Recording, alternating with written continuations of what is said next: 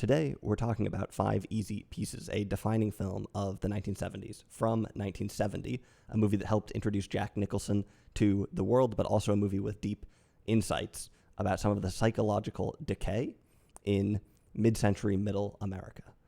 This was a viewer recommendation. Yes, I take recommendations. Feel free to leave some below. I love hearing about interesting movies, things I haven't heard of, or I love getting a nudge to see something that maybe I should have but never gotten around to it, like this one. It might take me 5 months to actually get to your recommendation. As you can imagine, I have a lot of things to watch. This channel might seem like a complete chaotic mess of unrelated movies, but believe it or not, I have a plan for what's coming up, sort of. If there's a delay, it's not because it's a bad recommendation. Well, maybe, but I just got things to do. Of course, Five Easy Pieces is a fairly famous movie. I don't really know why I never got around to watching it before today. This movie is from the 70s. I'm a huge fan of movies from the 70s. This movie is sort of about piano playing. I play the piano. This movie is partly set in Washington State. It wasn't filmed there. It was filmed in British Columbia, but it passes for Washington State pretty well. I'm from Washington State, you may or may not know. This movie also features a nice old Volvo 122 station wagon. When I was growing up, my dad had a long string of old Volvos, and in fact, my first car was an old Volvo. Drove it till I went to college and moved to New York, you know. I'm not sure why I didn't watch this sooner, but that's how it goes. This movie was written and directed by Bob Rafelson, who produced Easy Rider and The Last Picture Show. Rafelson was also the guy who came up with the TV show The Monkees, which is quite a bit different from any of those things. It might be more accurate to say that these things were produced by BBS Productions, which was Bob Rafelson, Bert Schneider, and Stephen Blauner. I don't know how to say his name. It was originally called Raybert Productions, a production company very influential in a transitional time in Hollywood. They also produced the 1974 documentary Hearts and Minds, which is one of my all-time favorite documentaries. I don't watch many documentaries, especially not new documentaries. Generally, I don't feel like they're subtle enough, but Hearts and Minds, wow, fantastic documentary. Interestingly, this movie, along with Easy Rider, were both made without support, if support's the right word, from IATSE, the International Alliance of Theatrical Stage Employees. I think that's something like that. That's the big union in Hollywood and in Broadway. It's the big entertainment union in the U.S. and Canada. A lot of films that were made in the 70s, a lot of independent films and such, might have been impossible to make under what IATSE had as more traditional rules. There wasn't a lot of room for independent productions. There wasn't a lot of room for younger directors and crew. It's hard for them to break into the industry. But the success of movies like Easy Rider and Five Easy Pieces put some pressure on IATSE to shift around some of the rules and helped open the door for more independent things that in some ways would go on to define the decade, in my opinion, the greatest decade in American cinema. Unions are complicated. The battles over who was really in control of some of these movies were complicated, and to some extent, these conflicts are actually borne out in the films themselves. Maybe there's some link between the search for individuality in this movie, for instance, and the way that producers were feeling as they tried to strike out on their own in Hollywood. Not sure it really makes sense, but I've seen it theorized. Anyway, let's get to the movie itself. Out of all these other BBS Rafelson things, Five Easy Pieces, I think, is most similar to The Last Picture Show. Obviously, Jack Nicholson is in Easy Rider. That was his big sort of breakout role in 1969. This was kind of his second big role in 1970. His role in Easy Rider, though, is a little bit more out there. It's a little bit more weird Jack Nicholson. This one is a little bit more sincere Jack. In the late 60s and in the 70s, we saw movies that were really brash, in-your-face, crazy style, weird editing. And we saw movies that were extremely understated, mature. And we saw a lot of movies that were a mix of the two. I think that mixing these two seemingly opposing tendencies is one of the things that produced so many amazing films in that era. In the past, I've separated out these two tendencies, calling the brash films 60s movies, even if they don't come out in the 60s, a lot of them didn't, and calling the understated movies 70s movies. I don't know if that categorization really makes that much sense. There's probably more exceptions than there are movies that actually fit that logic. But if we're going to go by those rules, then this is a 70s movie. This isn't really a ton of extreme out there style, although the style is obviously quite different from what you would have seen the classic style of a decade earlier. But this doesn't have a lot of wild style. This is an extremely understated movie, a sincere movie, a slow movie. Some people would describe this as a European movie. I think that's kind of a dumb way to define a European movie, unless the movie's actually from Europe. It's just too vague and too general, but obviously, I guess, some European influence here, I guess. There's tons of movies like this from the U.S. too. It would go on to define the era. Another big difference between this and Easy Rider, though, is that the Five Easy Pieces doesn't really have much to do with the counterculture, it would seem, which is one of the main kind of fascinations of Easy Rider, right? There might be two characters in this movie, the hitchhikers, who represent some kind of counterculture, but they're not major characters. I'm going to come back to this, but this is not a film about students. It's not really even a film about young people. Jack Nicholson was well into his 30s, 33, I think, when this was made. He'd already sort of kicked around Hollywood for almost a decade without any breakthroughs. He was seemingly on his way to becoming a writer of films when he had the chance to appear in Easy Rider as an actor. The film opens up in working class America in what I think can be really read as the 1950s, or some extension of a classic America, if not the literal 50s. There's country music on the radio. We go bowling. We sit in traffic on the highway. Bob works in an oil field. Bob, Robert Dupay, is Jack Nicholson's character here. This is Middle America. Like I said, this, to me, seems to have a lot in common with the Last Picture Show. Maybe not as much with Easy Rider. Bob wears a red bomber jacket throughout this movie. To me, this is screaming James Dean in Rebel Without a Cause.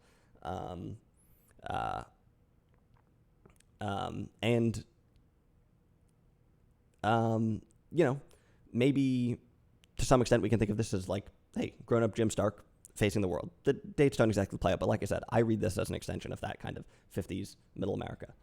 I'll build on this a little bit more.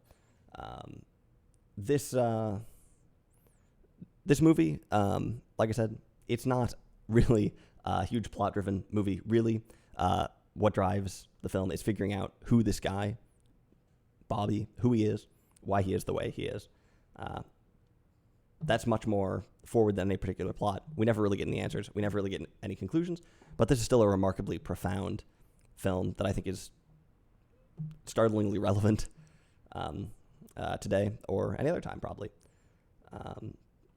This is also a somewhat downcast film, perhaps some kind of autopsy of that life, of the American spirit and the American dream, some sort of autopsy of this strain of Americana that came from the 50s and was still defining mainstream Middle America in the 70s. Like I said, Jack Nicholson plays Bobby Dupay. He lives with his girlfriend, Rayette DePesto. He is not very nice to her. He isn't very nice to anyone. And one of the early dynamos of the film is seeing things get under Bobby's skin, wondering if he's going to be able to keep his cool as people start to annoy him, wondering if he's going to lash out. This is a bit suspenseful. Like I said, no big plot. It's these subtle things that push the movie forward. There's also an empathetic angle here, of course, because it hurts to watch as he demeans Rayette again and again. To some extent, Rayette is annoying. Tacky, simplistic, 1950s, a waitress, something like that, right? The women in this movie might at first seem like extremely weak characters, naive, simplistic, poorly written, and ultimately contrived as a way to make some sort of crude, disparaging point. But I think there's a lot more to it than that. What we're seeing, I think, is a woman who has been dealt an extremely limited hand, who has very little room to maneuver. The film opens with the Tammy Wynette song, Stand By Your Man. Interesting. We get this lot of Tammy Wynette all throughout the film. One view of this country music is it might be Ralphson skewering or parodying a naive view of femininity, lampooning the idea, right, that a woman should just unconditionally stand by her man, or that doing so could ever possibly turn out well, be successful. Look at Bobby and how he treats her. Why on earth would you stand by your man? Maybe he's positioning this country music as a quaint piece of post-war America, something we should be laughing at, something that's obviously wrong. On the other hand, you might see Rayette as notable, maybe noble even, for her persistence. She stands by her man, and the music helps her do it.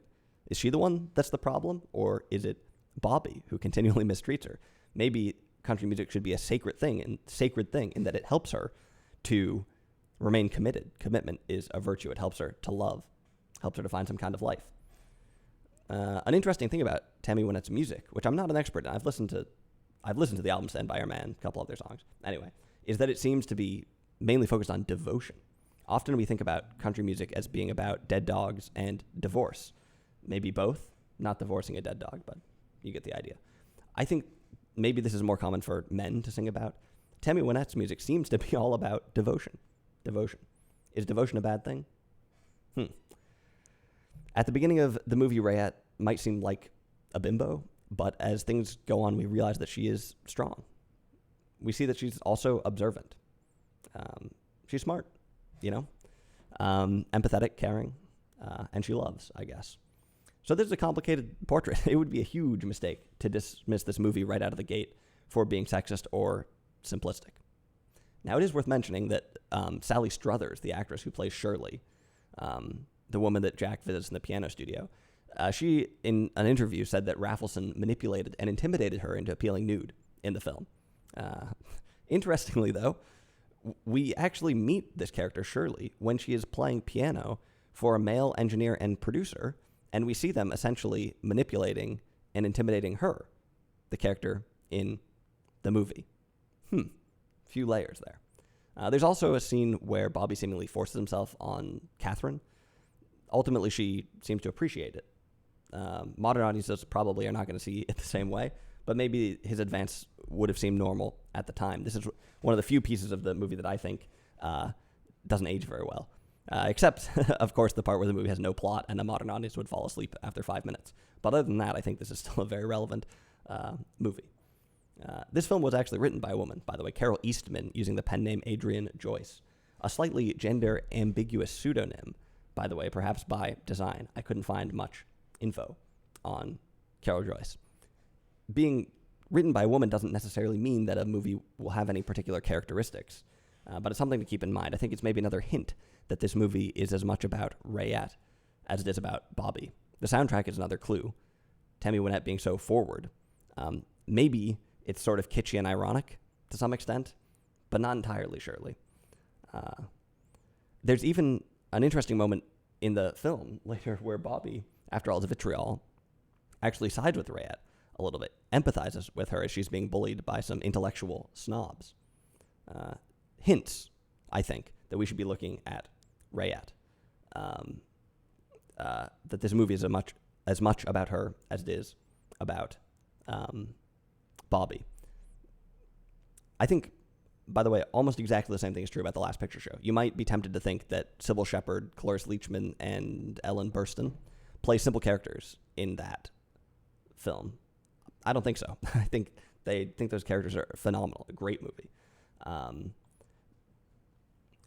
What are we to make, though, of sort of the working class Americana aspect here? The country music, the bowling alley, the highways. It's not obvious. Are these a contrived and doomed formula that inevitably leads working class into listlessness and depression? Or are they a blueprint for a simple, honest, and committed life that Bobby can't commit to simply because of his ego? Not an easy question to answer, and it isn't answered here. Again, is devotion a good thing? Now, 5 Easy Pieces is really a drama of omission. I've kind of just been talking about the beginning of the movie so far. It's really, overall, a drama of omission. Like I said, in the beginning, we're just getting to know Bobby. We worry about the things he might do. That's kind of the main driver of the film. But as things go on, we start to see a few seeds of a bigger mystery. We see that he knows how to play the piano, for instance.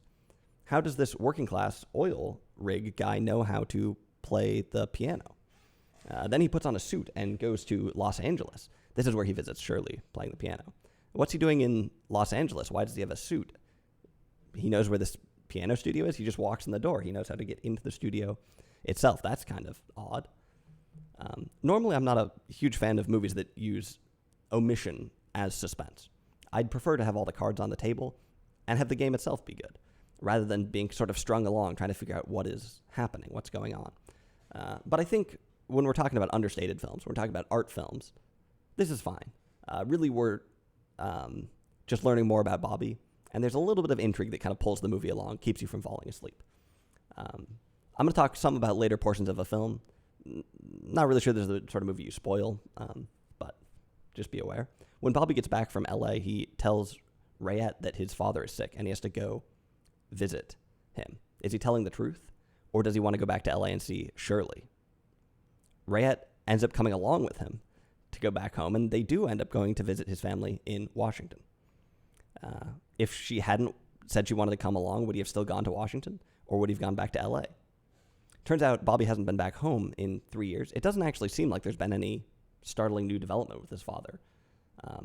But Shirley does mention something about his brother when Bobby's visiting her in LA, and maybe that triggered the visit. It's a little bit hard to know why he wants to go back. Perhaps he doesn't.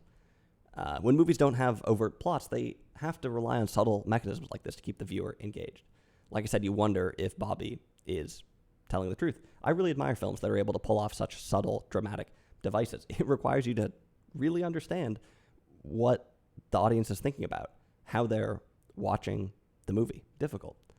Of course, we wonder also what Bobby's family is going to be like, what household could have possibly produced this guy. Or perhaps when we meet his family, we're going to see some sort of didactic conclusion. The mystery will be revealed. We'll see why he's like this. Spoiler alert, the mystery is not solved.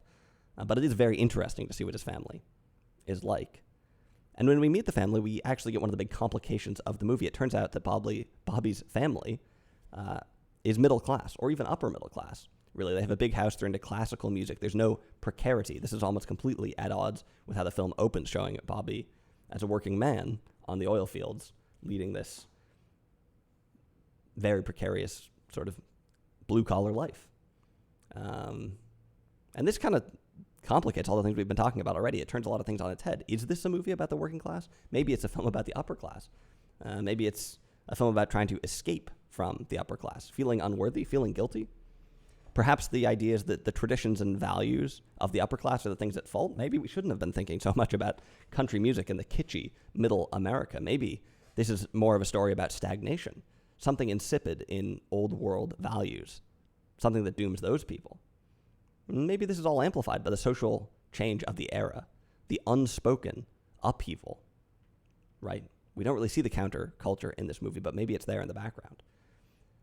I'm not sure it makes sense to search out any bold conclusions in this film. Ultimately, I think that the two musical poles of this film, country and classical, are both ambiguous. Often, classical music is given high ground in movies and also in life. It serves as a sign of refinement, either overtly, people say it's great in the plot or something like that, or it's used in a certain way in the soundtrack that kind of positions it as something refined. Obviously, people do this in real life too, and I mean, nothing against classical music. I'm sure people have a strong and genuine connection with it. But also, it is used as a sign of refinement, or it is used for elitist gatekeeping, things like that. Here, it's really not the case at all. I'm not going to go any further into the ending of the movie, but it's safe to say that Bobby does not find his redemption in a triumphant return to the piano. There's a whole genre of movies, by the way, which is like unexpected guy playing classical music, right? Man in prison plays classical music, right? That's that Jacques Audiard film, whatever that's called, The Beat My Heart Skipped. Or young kid plays music, right? Son of delinquents plays music, like that River Phoenix film. What's that called? A great movie, if you know what I mean. It's got Richard Dreyfuss, I think, as the dad. Anyway, good movies, but it is kind of goofy in some ways. This whole genre of like unexpected classical music, or classical music saved my life, and all these things, right? This is not that movie. Like I said, there's no triumphant return to the piano. In a simpler movie, that would be the story. There would be salvation through classical music or something like that. But hopefully you can see how I think that would just be cutting across so much of the subtlety and the essence of this film. Bobby's family isn't necessarily any happier than he is. Maybe a bit. Maybe they have more stable routines, more luxurious routines. But it's not clear that they have any more fulfilled lives. I don't know. Classical music, just like country music in this film, is an unstable friend. Perhaps not something you should believe in wholeheartedly. This movie, I think, is defined by non-belief. Bobby doesn't believe in anything. When you don't believe in anything, the only thing you can be is honest. When you don't believe in anything, the only thing you can be is honest. Bobby is honest. I mean, he knows his weaknesses. He flaunts them from time to time. He knows other people's weaknesses. He's not afraid to tell them about them. Cynical. I think it's Catherine who says that he isn't able to love anyone because he doesn't love himself. Something along those lines. They have a slightly less cliched version of it in the movie, but something like that. You know? When you don't believe in anything, all you can be is honest. There is a great nothingness in this movie. But what are we supposed to believe in? This is a pretty bleak story, offering a huge selection of ways to be unhappy. Ways to be unhappy, listening to country music on the oil fields. Ways to be unhappy listening to classical music in a nice house. Is it an indictment of any particular class, any particular movement or lifestyle? Probably not. I think instead it's about something that is missing in America. And maybe this is the unspoken social upheaval. Even though it never appears in the film, some sort of youthful, revolutionary, radical belief is lurking behind this movie, and the non-presence of this upheaval is the closest thing that you get to any answer. The non-presence of upheaval. So that's 5 easy pieces. There's a lot more I could go into here. This is a relatively well-known movie. There's actually information about how it was made. There's stuff people have written about this movie. There's interesting trivia. For instance, the middle names of each of the brothers happen to be, probably not a coincidence, but they happen to also be works by Beethoven. Who knows if that's crucial to understanding the movie or just some interesting trivia. Overall, I mean, great movie. I'm not even sure I really need to recommend this movie because this is a famous movie. Obviously, if you care about movies, you'll know that you should go watch this. So you should. Check it out. Don't think of this as just as like, oh, it's one of Jack Nicholson's early movies. This is a great movie in and of itself. It is also extremely, it just defines the era, man. Extremely 70s movie. So understated. So real. In a way that, you could not make this movie today.